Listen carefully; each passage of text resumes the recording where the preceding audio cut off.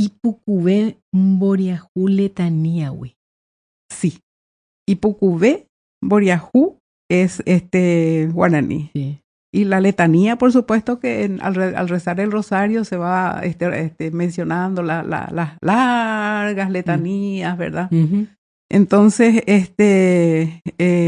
se compara con eso. Es una comparación. Es una comparación, ¿verdad? Uh-huh. Porque si vamos a empezar a nombrar las necesidades y padecimientos de los pobres son interminables, Sí. ¿verdad? Es como eso.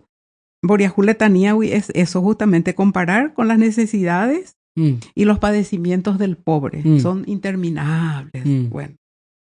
Pero también se puede aplicar, por ejemplo, cuando alguna espera, cuando algo uno está esperando con ansiedad y no llega, no se da.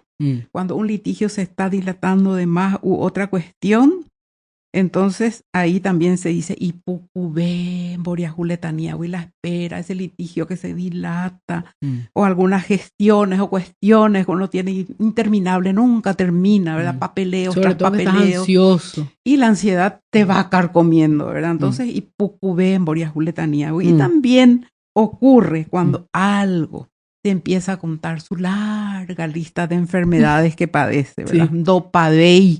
No termina más, porque hay personas así. Sí. Bueno, todas las dolencias, todos los padecimientos te va rezando. Entonces, bueno, Dopadei.